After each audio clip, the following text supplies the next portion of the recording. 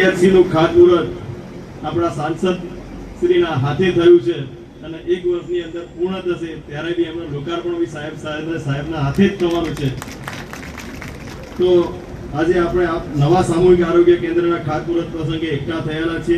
એ માત્ર ઈંટ અને સિમેન્ટની ઇમારત નહીં પણ લોકોના આરોગ્ય અને સુખાકારી માટે એક આશાનું ઇમારત છે। આ આરોગ્ય કેન્દ્ર આપણા સૌને સહયોગી ઊભું થઈ રહ્યું છે। અહીં માત્ર સારવાર નહીં પણ આરોગ્ય જાગૃતિ, માતૃત્વ અને શિશુ સંભાળ, રોગ પ્રતિકારક રસીકરણ અને જરૂરી સેવાઓ ઉપલબ્ધ થશે। આ કેન્દ્ર એવા લોકો માટે આશીર્વાદરૂપ સાબિત થશે જેઓ દૂર શહેરોમાં સારવાર માટે જવું પડતું હતું। હવે તે આરોગ્ય સેવા આપના દ્વારા અહીંયા કરવામાં આવશે। સમય પણ બચશે અને જીવ પણ બચશે। માન્ય મુખ્યમંત્રી શ્રી ભૂપેન્દ્રભાઈ પટેલ સાહેબ, આરોગ્ય મંત્રી શ્રી ઋષિકેશભાઈ પટેલ સાહેબ તેમજ આપણા સાંસદ શ્રી દેવસિંહ ચૌહાણ સાહેબના તેમજ આરોગ્ય વિભાગનો હું આભાર માનું છું કે જેમણે આ વિકાસની દિશામાં મજબૂત પગલાં લીધા છે। અંતે મારી સૌને વિનંતી છે, આપ આ કેન્દ્રને માત્ર સરકારી હોસ્પિટલ નહીં સમજો પણ આપના આરોગ્યના સહયોગી તરીકે સ્વીકારો। સમયસર તપાસ, જાગૃતિ અને જવાબદારી આપણી સંયુક્ત તંદુરસ્તી માટે જરૂરી છે। આપણું વિધાનસભા મહુધા તાલુકો, મહુધા શહેર જે અત્યારે વિકાસના હરોળમાં આપણે જઈ રહ્યા છીએ ત્યારે ટૂંક સમયની અંદર બહુ લાંબી વાત ન કરું પણ આ રસ્તા ઉપર જ, આ જ રોડ ઉપર મામલતદાર કચેરી, તાલુકા પંચાયત કચેરી, CSC સેન્ટર, કોર્ટ અને બાજુમાં પોલીસ સ્ટેશનનું બી આજે નક્કી થઈ ગયું છે જગ્યાનું। ટૂંક સમયની અંદર બજેટમાં બી મંજૂર થઈ જશે એટલે આ રોડ ઉપર તદંતર જે વ્યક્તિઓ જે જરૂરિયાત મુજબ જે જરૂર પડતી હોય એ તમામ સુવિધાઓ સંપૂર્ણ રીતે પૂર્ણ થશે। અસ્તુ ભારત માતા કી જય, જય જય ગઢવી। હું એવું માનું છું કે સમાજ સેવા સાથે સંકળાયેલી તમામ સેવાઓ હવે એક જ રોડ ઉપર ઉપલબ્ધ થશે। ચાહે એ પોલીસની સેવા હશે, APMCની સેવા હશે, તાલુકા પંચાયતની સેવા હશે, આરોગ્યની સેવા હશે। એટલે આ રોડનું નામ આપતી જન સેવા રોડ રાખવું એવું મારું નાનકડું નમ્ર સૂચન છે કે ભાઈ ક્યાં આવી તાલુકા પંચાયત, તો કે જન સેવા રોડ ઉપર। તાલુકા પંચાયતની સાથે દવાખાનું ક્યાં આવ્યું, તો કે જન સેવા રોડ। આમ આપણે આને ડાકોર રોડ કહીએ છીએ પણ ડાકોર રણછોડજી થોડા દૂર પડે। રણછોડજીના આશીર્વાદ આપવાનું કામ આ સેવાઓમાંથી આપણી સાથે સંકળાયેલા આપણા જવાબદારીમાં રહેતા કાર્યકર, આગેવાનો, કર્મચારી કરે છે કે જે રણછોડજીનું જ જન સેવાનું કામ કહીએ છીએ ને કે ભાઈ દરિદ્ર નારાયણની સેવા એ જ માધવની સેવા। એ માધવની સેવા એટલે કે રણછોડાઈની સેવાનું કામ આ રોડ ઉપર થાય એટલે આજથી આ આપણો જન સેવા રોડ જાહેરાત કરીએ છીએ। આપ સૌ વધાવશો એવું નમ્ર સૂચન છે। હવે રહી આરોગ્ય અને પરિવાર કલ્યાણ વિભાગની સેવાઓ, તો હું એવું માનું છું કે ગામડાઓમાં વિશેષ કરીને આપણે ત્યાં 12-15 વર્ષની દીકરી કે જે ભવિષ્યમાં માતા બનવાની છે, જે હાલ નાનું મોટું પ્રાથમિક શિક્ષણ પૂર્ણ કરીને માધ્યમિક શાળામાં કે ક્યાંક મહુધા જેવા નગરમાં કોલેજ કરવા આવે, નડિયાદ જેવા કોલેજ કરવા જાય, એવી દીકરીઓની ચિંતા કરીને ભવિષ્યમાં માતા બનવાની છે એને ધ્યાને રાખીને ફિલ્ડમાં કામ કરતા આપણા દેવદૂતો, હું તો સફેદ વસ્ત્રોમાં કામ કરતી આપણી FLW ને આ બધી મહિલા અને પુરુષો કાર્યકર્તાને દેવદૂત કહું છું કે જે આપણી જનસેવાનું કામ કરે છે। એ બહેનો આ દીકરી માં બને છે ત્યાંથી લઈને માતાના શરીરમાં માતૃત્વ ધારણ થાય એટલે કે ગર્ભ ધારણ થાય ત્યારે બાળક પૂર્ણ અને સંપૂર્ણ અવસ્થાએ જ્યારે એક તંદુરસ્ત બાળકને જન્મ આપે એની ચિંતા કરવાથી માંડીને 108 અહીંયા સબ સેન્ટરો, PHC અને હવે આ CHC થઈ રહ્યું છે ત્યારે ગુજરાત સરકારના માનનીય મુખ્યમંત્રી ભૂપેન્દ્રભાઈ પટેલનો અમે આભાર માનીએ છીએ કે તમે અમારા વિસ્તારમાં આરોગ્યની પાયાથી લઈ અને આ CHC સુધીની સગવડ કરી આપી। જો આ સામૂહિક આરોગ્ય કેન્દ્ર એટલે એક પ્રકારે હું આને સબ ડિવિઝનલ હોસ્પિટલ સમજુ છું। જેમ આપણે આરોગ્યમાં સબ ડિવિઝનલ હોસ્પિટલ ડાકોર ખાતે ગણીએ છીએ, સબ ડિવિઝનલ હોસ્પિટલ ખેડા ગણીએ છીએ અને જનરલ હોસ્પિટલ નડિયાદ છે, ત્યાર પછીનું કોઈ મહત્વનું સ્ટેજ આરોગ્ય વિભાગનું હોય તો એ સામૂહિક આરોગ્ય કેન્દ્ર છે। પછી PHC ને સબ સેન્ટરો છે પરંતુ આ CHC માં જે સેવાઓ મળે એ આધુનિક સેવાઓ મળે. મેં ડોક્ટર સાહેબને કહ્યું કે એમણે મને બધા ડોક્ટરો ગણાવ્યા કે અહીંયા આ સેવા તો મેં ધીમે રહીને પૂછ્યું કે તમે અતિ મહત્વની સેવા કે જે ગામડાઓમાં 100% ઇન્સ્ટિટ્યુશનલ ડિલિવરી થાય, દીકરીની પ્રસૂતા માતાની ડિલિવરી હોસ્પિટલમાં થાય એવા ગાયનેક ડોક્ટરની જાહેરાત ના કરી તો મને કહે સાહેબ તમે કરી દેજો. આ CST હોસ્પિટલમાં ગાયનેકની પણ સેવાઓ અહીંયા મળશે. એટલે ફિઝિયોથેરાપીથી માંડીને ગાયનેક સેવાઓ મળશે. અને આમ જોઈએ તો આ રોડ ઉપર આગળ sub divisional hospital Dakor, CHC Mauda, CHC Kathlal, CHC Kapadvanj, આગળ રોડ ઉપર જઈએ તો આખા જિલ્લામાં સારું CHC ચાલતું હોય એવું મહેમદાવાદ છે. મહેમદાવાદની CHC ની સેવા તમામ CHC માં સૌથી શ્રેષ્ઠ સેવાઓ છે. મહેમદાવાદના ક્યારેક તમે જાણતા પણ હશો.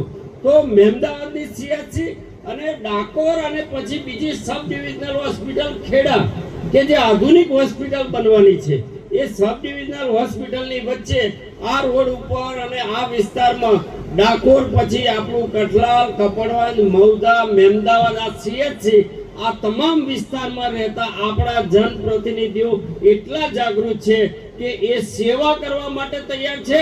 આપણું લાગણીશીલ ડોક્ટરોનું તંત્ર તૈયાર છે કે તમારી સેવાઓ માટે તૈયાર છે. એવી આધુનિક સેવાઓ આ જન સેવા રોડ ઉપર આપણને મળી રહી છે ત્યારે આપણા માટે ખૂબ આનંદની વાત છે. ખૂબ આનંદની વાત એટલા માટે છે કે આ CHC માટે ખૂબ સંઘર્ષ પણ થયો છે. સંઘર્ષ કોઈ મંજૂરી માટે નહોતો થયો, સંઘર્ષ થયો તો એની જમીન માટેનો. કેવી રીતે કે ભાઈ CHC બનાવવું હોય તો રોડ કનેક્ટિવિટી જોઈએ. ગામડામાંથી આવતા ગરીબ દર્દીઓ માંડ રિક્ષા કે ભાડાનું વાહન લઈને આવે તો એને રોડ ઉપર જો દવાખાનું હોય તો સરળતાથી સેવા મળે. હવે એ CHC અપગ્રેડ કરવાનું કામ આપણા મૌદા ટાઉનમાં કરવાનો નિર્ણય કરવા માટે તત્કાલીન ધારાસભ્યોએ જીદ કરી. મેં એવું કહ્યું કે ભાઈ આને કોઈ મતની દ્રષ્ટિએ ન જોતા વધુમાં વધુ લોકો સેવા ક્યારે લઈ શકે એ દિશામાં આપણે નિર્ણય કરવો જોઈએ. પરંતુ એમણે ત્યાં જઈને ભાષણો કર્યા, ત્યાં જઈને લોકોને ઉશ્કેર્યા, ત્યાં સુધી કહ્યું કે તમે મારા મા બાપ છો. હું એવું માનું છું કે આવી ટૂંકી સમજવાળા પ્રતિનિધિના બદલે ઉદાર પ્રતિનિધિ હોય, સમજણવાળો ઠરેલ પ્રતિનિધિ આવે તો સૌને સાથે રાખે, સૌની સેવા માટે કેવી વ્યવસ્થાઓ ઊભી કરવી એવો દ્રષ્ટિવાળો નેતા આવે.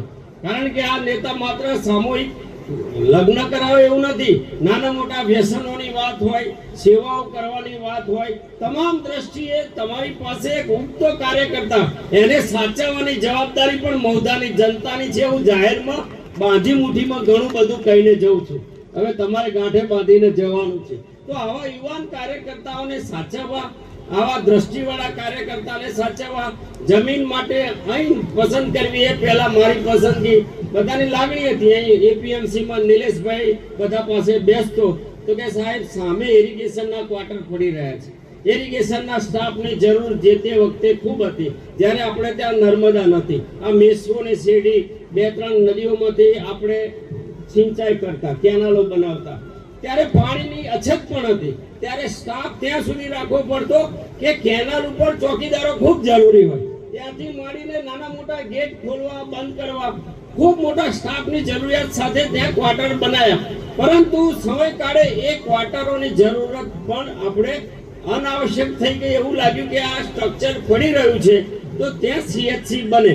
એટલે અમે પ્રયત્ન એવો કર્યો કે આ ઇરિગેશન હસ્તક જે જમીન છે સિંચાઈ વિભાગની, એ સિંચાઈ વિભાગની જમીન આપણા જે રેવન્યુના અધિકારી કલેક્ટરને માધ્યમ બનાવી અને આને આરોગ્ય ખાતા માટે હેતુફેર કરવો. પરંતુ આપણે એમાં ખૂબ સમય લાગ્યો.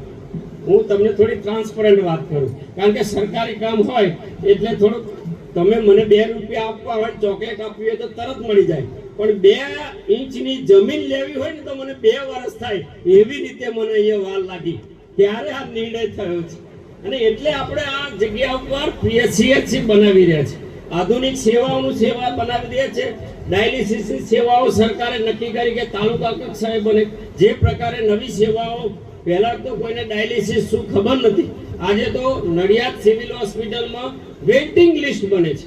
કે ભાઈ આ ડાયાલિસિસ આખા જિલ્લાના લોકો નડિયાદનું ભારણ ના ખેંચી શકે એક હોસ્પિટલ, એટલે તાલુકા કક્ષાએ ડાયાલિસિસ સેન્ટર શરૂ કર્યા, તાલુકા કક્ષાએ ડાયાલિસિસ મશીનો આપ્યા, તાલુકા કક્ષાએ ડાયાલિસિસ મશીન ઓપરેટ કરવા માટે એના ઓપરેટરો આપ્યા. ત્યાંથી મળીને બધી સેવાઓ થાય છે. ત્યારે અહીંયા CHCમાં ભવિષ્યમાં આધુનિક સેવાઓ મળી.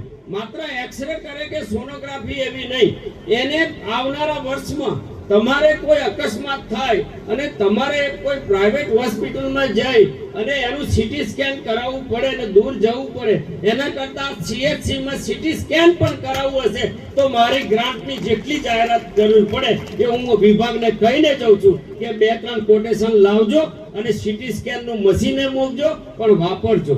માણસના અભાવે મશીન પણ ના બગડે. જોઈએ તો એના ટેકનિશિયનની નિમણૂક કરાવજો દુર્વે સાહેબ.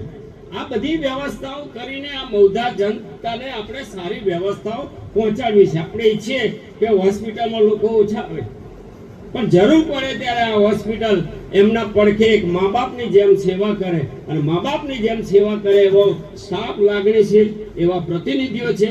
ત્યારે આ પ્રસંગે સૌને ખૂબ ખૂબ શુભકામનાઓ પાઠવું છું કે આપણે આવા આધુનિક સેવા સેન્ટર જ્યારે થઈ રહ્યું છે, આવું સરસ મજાનું એક મંદિર થઈ રહ્યું છે, મંદિર એટલે આરોગ્ય મંદિર થઈ રહ્યું છે, ત્યારે સૌને આ સ્થળની વધુમાં વધુ કાળજી લેવાય, સૌની સાથે રહીને આ જનતાની સેવા થાય એવા અભિગમ સાથે આપણે સાથે મળીને કામ કરીએ.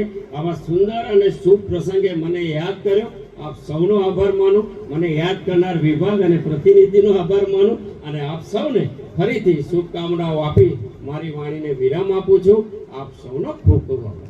My school is one such future-ready school where I understand each and every concept taught in the class and don't rote learn, where teachers don't just use books and blackboard to teach but use new ways of teaching and learning like audiovisual learning, activity-based learning and group activities, which enhances my conceptual understanding. My school also teaches coding, which is an important 21st century skill. Not just that, I get an opportunity to showcase my skill on a national platform. And with all this, I acquire important skills that make me future ready and confident. Would you also like to know where is my future ready school? Visit now and see for yourself.